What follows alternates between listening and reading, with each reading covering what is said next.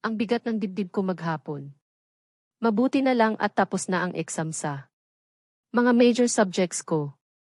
Pauline, mag-inom kaya tayo. Alam mo na pamparefresh utak, aya ng mga kaklasiko. Alas 5 pa lang ng hapon.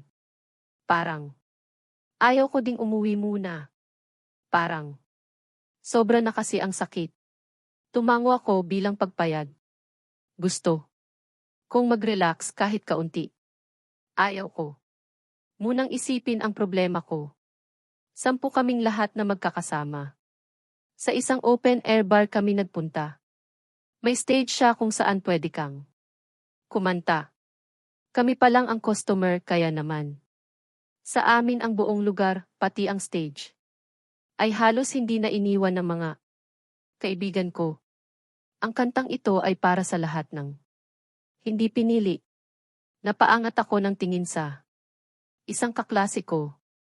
Humiyaw naman ang mga kasama namin. Nagsimula siyang kumanta. Escaping nights without you with shadows on the wall. And my mind is running wild, trying hard not to fall. You told me that you love me. But say, I'm just a friend. And my heart is broken up into pieces. 'Cause I know I'll never free my soul. It's trapped in between true love and being alone. When my eyes are closed, the greatest story told. I woke and my dreams are shattered. Here on the floor. Bakit ba hindi na lang ako? Baby, I know I could be all you need. If you only knew how much I love you. The day after tomorrow I'll still be around to catch you when you fall and never let you down. You say that we're forever, our love will never end. I've tried to come up, but it's drowning me to know. Nagsimulang bumuhos ang mga luha ko. Sunod-sunod ang ginawa kong paglagok sa flavored drinks na order ko. Napalingon ang mga kasama ko pero umiling lang ako. Ayos ka lang, Pauline, tanong nila sa concern na tono. Umiling lang ako.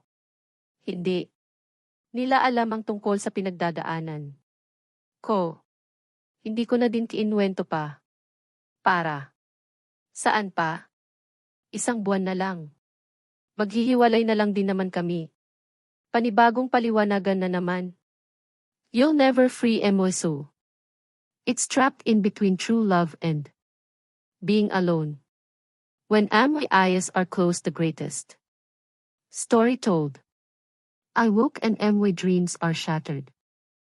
Here on the floor. Baby, I know I could be all you need. Suddenly, parang gusto kong umiyak ng malakas. Kaso may mga kasama kami. Ayaw ko namang magpakawasted dito sa bar at baka mamaya ano pa isipin ng mga tao. If you only knew how much I love you.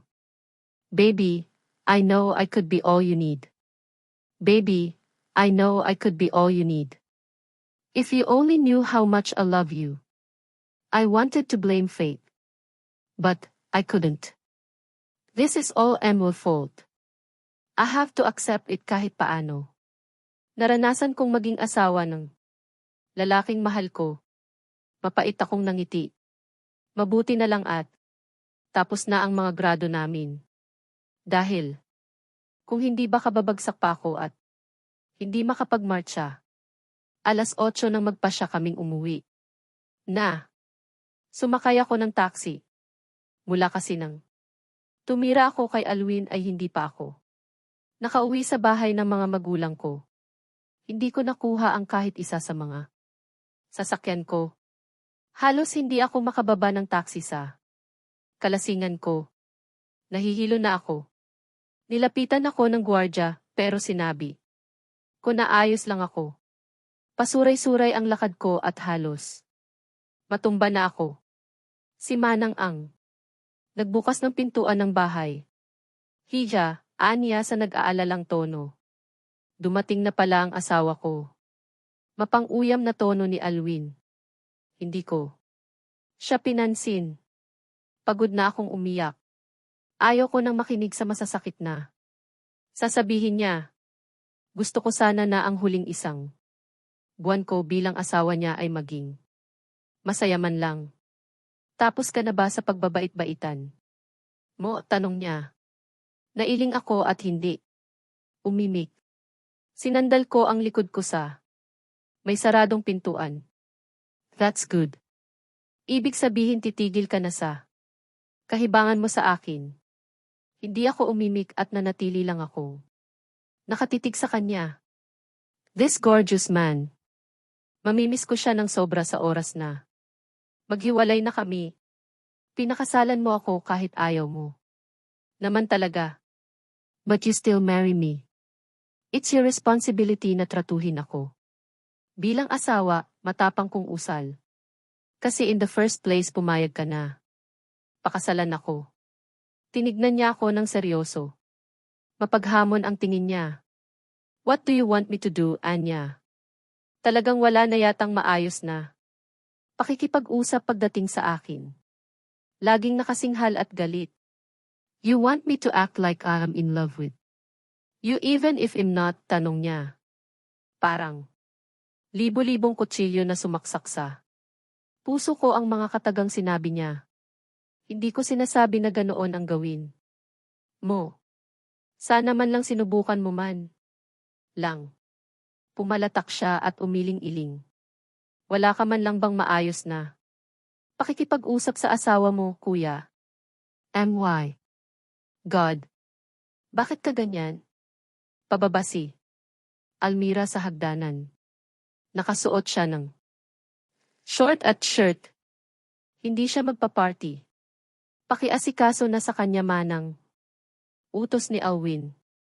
Bukas, mag-uusap tayo, Anya, at tumingin sa akin. Makikipaghiwalay na siya agad? Kahit lasing akong umuwi kagabi ay maaga pa din akong nagising. Sa kwarto ako ni Almira natulog. Mukhang siya ang nag-alaga sa akin. Dahil napalitan na din ang damit ko. Malabo pa sa tubig ng kanal na. Asikasuhin ako ni Alwin. Magpapamisa. Talaga ako kapag ginawa niya iyon. Nanatili akong nakatitig sa kisaim ng ilang mga minuto. Naiisip ko kung ano ang maaring mangyari ngayong araw. Parang ngayon palang naiiyak na. Naman ako. Maghihiwalay kami na hindi man lang niya sinubukang ayusin ang pagsasama namin. Narinig ko ang pagbukas ng pintuan ng banyo. Sis, tara, mag-jogging tayo. Dinig kong wika ni Almira. Tamad akong bumangon. Mukhang kailangan kong makasagap ng sariwang hangin. Ang bigat ng ulo ko. Hindi dahil sa alak, kundi dahil sa bigat ng pinagdadaanan ko. Hindi na ako nagpunta sa kwarto ni Alwin para kumuha ng damit at rubber shoes. Kay Almira ang ginamit ko. Iwasan ko na lang siya ngayong araw. Hindi ko pa kayang tanggapin ang sasabihin niya. Hindi ako handa.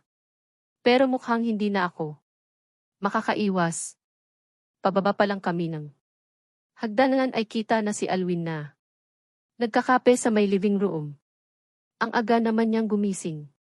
Mukhang ganoon siya ka-excited upang makausap ako at tapusin na ang lahat.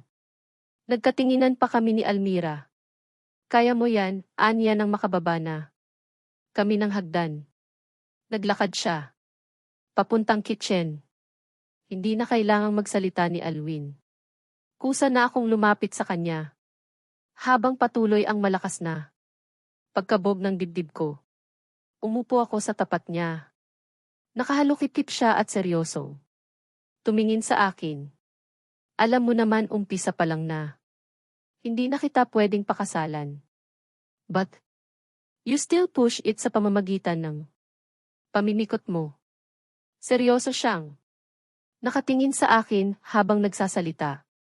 Tila ba gusto niya akong sugatan gamit ang matatalim at masasakit niyang salita. Bumuntong hininga siya, ako naman ay nagsimula na namang maluha. Ayaw ko lang magkasira-sira ang mga pamilya natin, Anya. Hindi naman. Kasi feeling ko ako ang dahilan kung bakit magkakasira ang mga pamilya namin. In the first place, ako naman talaga itong namikot. Tinakpan ko ng dalawang palad ko ang mukha ko. Pinipigilan kong huwag mapahagulgol. Wala na talaga akong magagawa. I have tried everything pero wala talaga. About giving our marriage a tiwa. Bumuntong hininga ulit siya. I'm sorry. Gustuhin ko man pero hindi. Pwede. Talaga. Kung gustuhin man niya would have tried. Oh my God. What am I thinking? He's still dumping me anyway.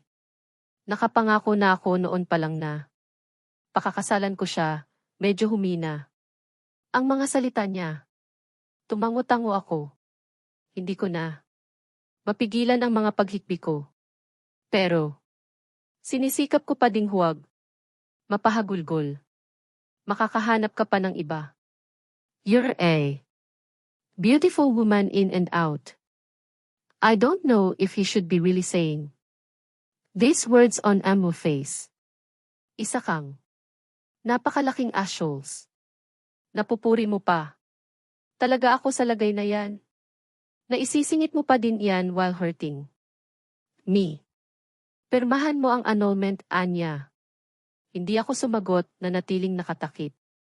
Ang dalawang palad ko sa aking mukha. I probably look like shit right now. Hindi mo ba talaga kayang subukan?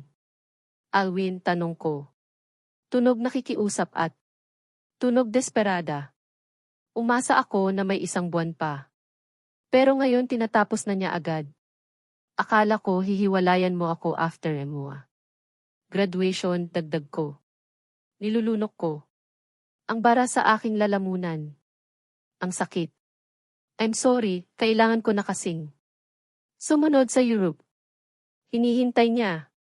Ako, Anya. Wala na akong mahanap na salita na sasabihin pa kay Alwin. Siguro ito na. Talaga ang wakas ng lahat. Sana kahit isang buwan man lang. Naramdaman ko ang pagpapahalaga niya. Kahit peke man lang. Kahit pagpapanggap man lang. But no, he didn't tried, ganoon siya ka. Loyal kay Tia.